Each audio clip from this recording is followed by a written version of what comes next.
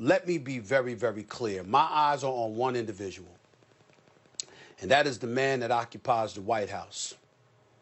His name is President Donald Trump. He was responsible for this. I don't give a damn what anybody says. And I'm not talking politics just for the world out there to recognize. I'm not talking about Republicans. I'm not talking about conservative policies. I'm not talking about any of those things. I'm talking about him. I watched his entire speech yesterday. I watched a president speak for approximately an hour. And you can call it dog whistling, or you can say it's directly. He sent them to the nation's capital. He sent them over to the state capitol.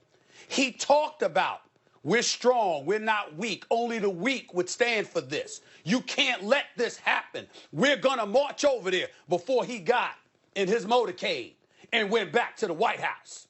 He did that. He's responsible. I don't give a damn what anybody says. Somebody's going to say it, I'm going to say it. The reality of the situation is I'm going strictly by the speech he gave to them minutes before they walked over to the state capitol. He sent them over there to cause disruption. And in that building, there were blacks, there were whites.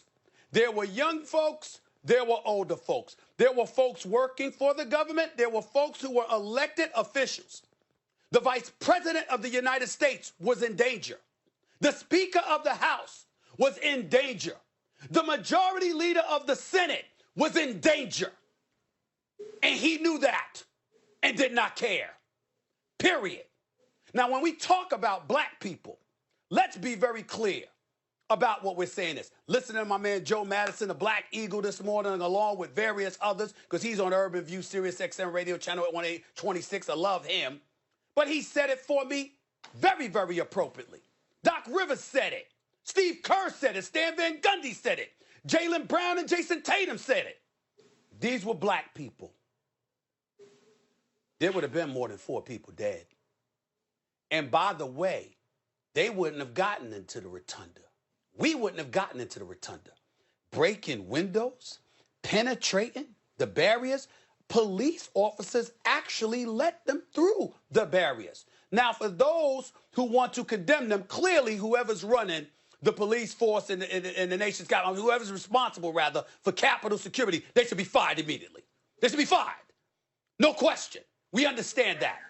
But understand also that those officers, those law enforcement officials actually in attendance, their number one priority was to protect the elected officials. So if you're protecting them and shielding them from harm, you can't do that and then also guard the barriers and prevent people from coming in. But there was a lack of preparation. I don't understand it. I don't understand how they got into the state capitol. Black people would have never gotten that far. We'd have been mowed down. They'd have shot us on sight. I would remind the nation that when protesters were out there months ago and there were people threatening to penetrate the gates of the White House, I would remind people that the President of the United States the next day said, I'm so glad. He said, he didn't use the word disappointed, but he came across as disappointed that they didn't penetrate even deeper. He said, because my Secret Service guys, these young guys, they're ready. They were great. He said, but man, if they had gotten penetrated, he said, I'd have felt sorry for those protesters because I had the most vicious attack dogs waiting for them. This is what he's done.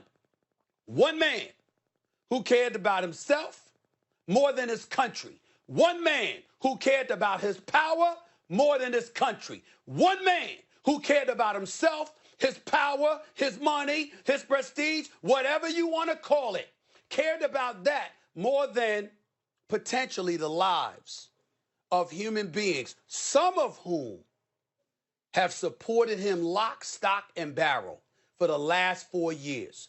Whether you want to abhor it or celebrate it, no one has supported the president more than Vice President Pence. Very few, if anyone, outside of him has supported him more than Senator Mitch McConnell. And Evidently, that did not matter. And this is where we are. And as a result, as Kendrick Perkins said, and he alluded to, Max, because I want to come back to you right now, I'm scared because there's still less than 2 weeks to go. You know, you can't get him out of office by that time. They talking 25th Amendment. That will take at least 8 days, if not longer. You're not getting him out. He's the president of the United States, still got the nuclear codes, et cetera, et cetera.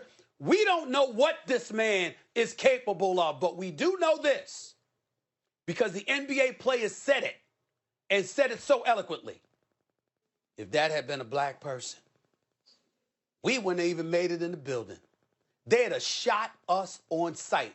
Think about this, guys. Slavery and everything that has followed, years, decades, centuries of prejudice. All of this stuff's going on. And black people never did that.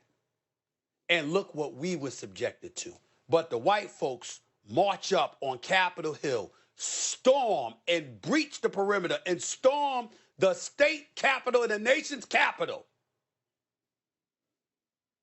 And they walked out alive. They should be arrested. You got facial recognition, the FBI, everybody should be in on this. All of them, every one of them you could get.